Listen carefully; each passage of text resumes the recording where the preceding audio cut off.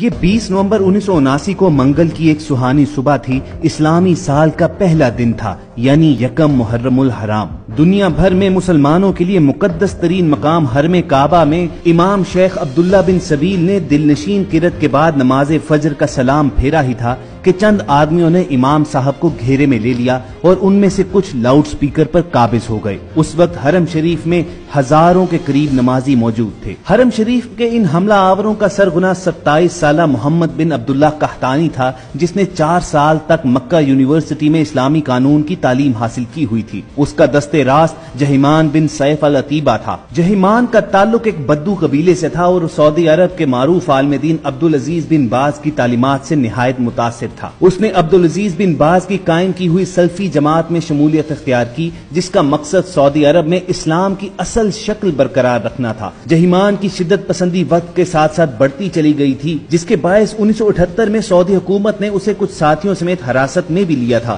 مگر رہائی ملنے کے باوجود العتیبی کے خیالات میں تبدیلی نہ آئی اور وہ اپنے ساتھیوں کے ساتھ مل کر خانہ کعبہ پر حملہ آور ہو گیا۔ اور 20 نومبر 1979 کا یہ سیاہ ترین دن تھا کہ جب حرم پاک پر حملہ ہوا اور ان لوگوں نے 500 ساتھیوں کے ساتھ خانہ کعبہ میں داخل ہو کر وہاں کے دروازے بند کر دیے اور 1 لاکھ کے قریب نمازیوں کو یرغمال بنا کر مسجد کو اپنے زیر انتظام لے لیا۔ ان لوگوں نے بڑی باریک بینی کے ساتھ پلاننگ کر کے جنازوں کا بہروپ بنا کر چارپائیوں کے ذریعے اسلحے کی بڑی مقدار تہہ خانوں میں جمع کر لی ہوئی تھی۔ جب تمام تیاریاں مکمل ہو گئیں تو اچانک حرم کے تمام دروازے بند کر کر ان پر اپنے مسلح افراد کھڑے کر دیے۔ پھر ایک آدمی اٹھا اور اس نے عربی میں اعلان کیا کہ مہدی موعود، جس کا نام محمد بن عبداللہ ہے، وہ آ چکا ہے۔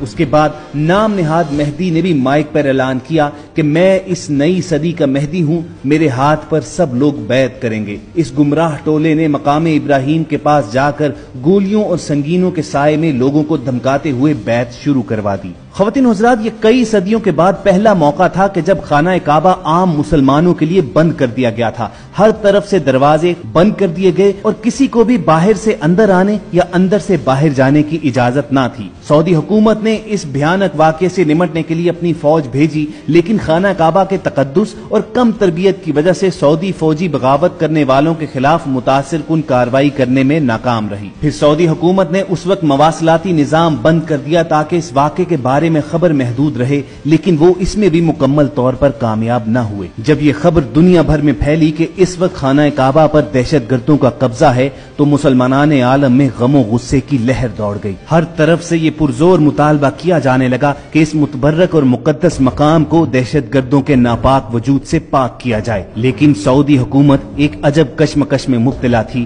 کیونکہ بیت اللہ کے قریب خون بہانے سے بھی وہ قاصر تھی۔ اگر وہاں پر بھاری اسلحے کا استعمال کیا جاتا تو بیت اللہ کو نقصان پہنچنے کا خدشہ تھا، اور بغیر کسی بھاری نقصان کے حرم پاک کو دہشت گردوں سے خالی کروانے کے لیے جس مہارت، جس ڈیڈیکیشن اور پروفیشنل سکل کی ضرورت تھی، اس سے سعودی فوج محروم تھی۔ دوستو، اس وقت سعودی حکومت کا فرینچ گورنمنٹ کے ساتھ ایک خصوصی دفاعی معاہدہ تھا، چنانچہ فرانسیسی کمانڈوز نے سعودی فوج کو ہنگامی تربیت دی تاکہ وہ شدت پسندوں کا خاتمہ کر سکے، لیکن چونکہ مکہ میں غیر مسلم افراد کا داخلہ ممنوع ہے تو سعودی اہلکار فرانسیسی کمانڈوز کو ساتھ لے کر نہیں جا سکتے تھے، چنانچہ نگاہ انتخاب پاک فوج پر پڑی۔ سعودی فرما روا شاہ خالد نے 32 علماء پر مشتمل سپریم کونسل کا اجلاس فوری طور پر طلب کر لیا اور خانہ کعبہ کے دفاع کے لیے پاکستانی حکومت سے رابطہ کیا گیا اور درخواست کی گئی کہ پاکستان بیت اللہ کے دفاع کے لیے اقدامات کرے۔ اس وقت پاکستان میں جنرل ضیاء الحق کی حکومت تھی۔ پاک فوج تو سعودی حکومت کے کہنے سے پہلے ہی بیت اللہ کے تحفظ کے لیے تیار بیٹھی تھی،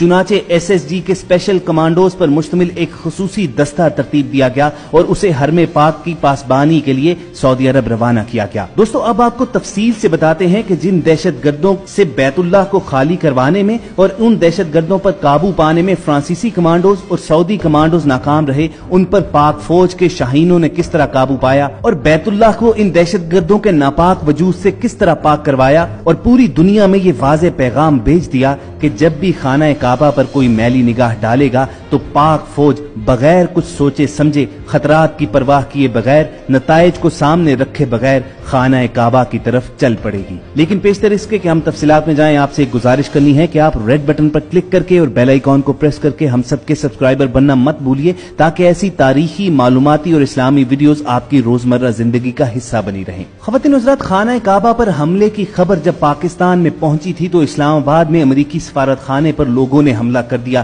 क्योंकि लोग ये समझ रहे थे कि ये अमरीका और यहूदियों की साजिश है कि बैतुल्लाह जैसी पाक और मुकद्दस जगह पर दहशतगर्द दाखिल हुए। हालात जब इस कदर संगीन थे कि कई मुल्कों के दरमियान इस बिना पर जंग छिड़ सकती थी, तो पाक फौज के SSG कमांडोज पर मुश्तमिल एक दस्ते को सऊदी अरब भिजवाया गया ताकि बैतुल्लाह को इन दहशतगर्दों से क्लियर करवाया जाए और 1 लाख के करीब लोग जो वहां पर यरगमाल थे उन्हें आजादी दिलवाई जाए। पाक आर्मी के स्पेशल सर्विसेज ग्रुप के इन कमांडोज की क़यादत एक मेजर को सौंपी गई। जब ये मुजाहिद मक्कातुल मुकरमा पहुंचे तो उस वक्त बैतुल्लाह पर कब्जे और इस मुहासरे को 1 हफ्ते से ज्यादा हो चुका था और लगभग 1 लाख के करीब लोग हरम शरीफ में मुक़य्यद और महसूर थे। अब ख्वातीन हज़रात, पाक फौज के कमांडोज का ये एक ट्रेडमार्क तरीकाकार है कि ये अपने दुश्मन पर, अपने हरीफ पर यकदम और तेजी से हमलावर होते हैं और उसे संभलने का मौका भी नहीं देते और उसे गर्दन से जा दबोचते हैं। लेकिन यहाँ पर मामला जरा मुख्तलिफ था, क्योंकि ये हरम पाक जैसी हसास जगह थी,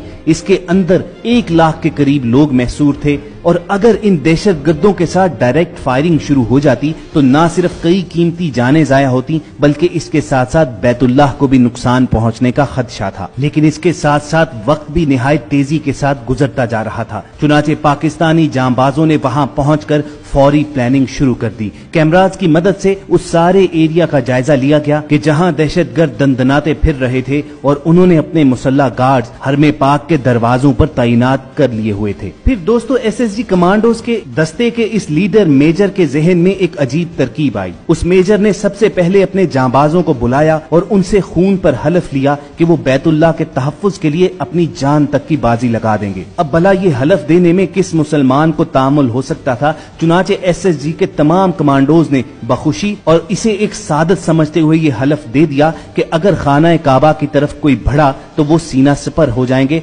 अपने सीने पर गोलियां खाएंगे, मगर बैतुल्लाह को कोई नुकसान पहुंचने नहीं देंगे। उसके बाद कमांडोज के इस दस्ते के लीडर मेजर ने अपना रुख सऊदी हुक्काम की जानिब मोड़ा और उनसे दरखास्त की कि मस्जिदुल हराम के सहन में पानी छोड़ दिया जाए। तमाम लोग हैरान थे कि ये किस किस्म की प्लानिंग है कि दहशतगर्दों पर पानी के जरिए काबू पाया जाएगा। मेजर ने इस पर भी बस न की, बल्कि सऊदी बादशाह से हेलीकॉप्टर के जरिए SSG कमांडोज को मस्जिद के सहन में उतारने की इजाजत तलब की। अब अगर आप जानते हो तो काबा के पास नो फ्लाई जोन है, कोई भी चीज काबा के ऊपर फ्लाई नहीं करती है, मगर कुछ देर तामुल के बाद इसकी भी शाह खालिद ने इजाजत दे दी। ख्वातीन हज़रात, इसके बाद असल एक्शन शुरू हुआ। पाक फौज के स्पेशल सर्विसेज ग्रुप के मशहूर जमाना कमांडोज को सहने काबा में हेलीकॉप्टर के जरिए उतारा जाने लगा। एक तरफ तो ये कार्रवाई हो रही थी, दूसरी तरफ उस मेजर के हुक्म पर उसी वक्त मस्जिदुल हराम के सहन में मौजूद पानी में करंट छोड़ दिया गया। इस मौसर कार्रवाई की वजह से दहशतगर्दों के शार्प शूटर्स गैर फाल और मफलूज हो गए और पाक फौज के स्नाइपर्स ने फजा ही से इन दहशतगर्दों को निशाना बनाना शुरू कर दिया। और उतनी देर में जब पाकिस्तानी फौज के SSG कमांडो सहने हरम में उतर गए तो उन्होंने नीचे जाकर दहशतगर्दों को काबू कर लिया। पाक फौज के इन शेरों ने अपने लीडर इस मेजर की क़यादत में गैर मामूली सूरत से तमाम दहशतगर्दों पर काबू पाया। सबको फौरी तौर पर गिरफ्तार किया गया, तमाम यरगमालियों को रिहाई दिलाई गई और मोहम्मद बिन अब्दुल्ला अल कहतानी, जिसने इमाम मेहदी होने का दावा किया था, वो इस ऑपरेशन के दौरान ही हलाक हुआ। यूं उस मेजर की जहानत और पाक फौज के जवानों की दलेरी की वजह से कम नुकसान में बैतुल्लाह को आजाद करवा लिया गया। दोस्तों, क्या आप जानते हैं कि खाना काबा को दहशतगर्दों से छुड़वाने वाले इन SSG कमांडोज की क़यादत कौन कर रहा था? उस मेजर का नाम परवेज मुशर्रफ था, जो बाद में पाकिस्तान का आर्मी चीफ भी बना। और इस तरह अल्लाह ताला ने ये अजीम सआदत पाकिस्तान को अता की कि जब बैतुल्लाह पर आंच आने लगी तो पाक फौज ने अपनी पेशावराना महारत से न सिर्फ बैतुल्लाह को आजाद करवाया, बल्कि दुनिया भर में अपनी स्किल्स की धाक मिटा दी। इन हमला आवरों के लीडर जहीमान अल अतीबी समेत 60 से ज्यादा शिद्दत पसंदों को हिरासत में ले लिया गया और बाद में जनवरी 1980 में इन सबको सजाए मौत सुना दी गई। इस 2 हफ्ते तक जारी रहने वाले मुहासरे की वजह से मस्जिदुल हराम की इमारत को तो कुछ नुकसान पहुंचा, मगर खाना काबा मुकम्मल तौर पर महफूज रहा। मेजर परवेज मुशर्रफ और पाक फौज के SSG कमांडोज की जहानत और दलेरी की वजह से पाक फौज का मर्तबा और मकाम दुनिया भर में बुलंद हुआ और दुश्मनाने इस्लाम खुसूसन इसराइल और अमेरिका को ये वाज़े पैगाम चला गया कि अगर बैतुल्लाह की तरफ रुख किया तो आपका मुकाबला सिर्फ सऊदी हुकूमत से नहीं बल्कि पाक फौज से होगा। ख़वातीन और हज़रात, ये इसी वाक़े की बदौलत था कि सऊदी हुकाम उम्र भर जनरल ज़ियाउल हक और जनरल परवेज मुशर्रफ की इज्जत करते रहे और जब भी ये दोनों हज़रात सऊदी अरब का दौरा करते तो उन्हें खुसूसी एहतराम और खुसूसी प्रोटोकॉल दिया जाता। मगर बहरहाल ये कारनामा शख्सियात से बालातर था। ये वो चीज थी कि जिसने दुनिया भर में पाकिस्तान के लिए नई इज्जत कमाई। हम सबको पूरी उम्मीद है कि पाक फौज की ये दास्तान आपको जरूर पसंद आई होगी। इसे लाइक करके फेसबुक और व्हाट्सएप के जरिए ज्यादा से ज्यादा लोगों के साथ शेयर कीजिए और अगर आप ऐसे ही इंटरेस्टिंग और मालूमाती वीडियोस फ्यूचर में हासिल करना चाहते हैं तो चंद सेकंड्स निकालकर रेड बटन पर क्लिक कीजिए और बेल आइकॉन को प्रेस कर दीजिए ताकि हम सब की अपलोड होने वाली हर वीडियो आपको हर वक्त और बर वक्त मिलती रहे। बहुत जल्द एक और मालूमाती सेशन में दोबारा आपसे मुलाकात होगी। अपना और इर्द गिर्द के लोगों का ख्याल रखिए और हम सब के साथ जुड़े रहिए।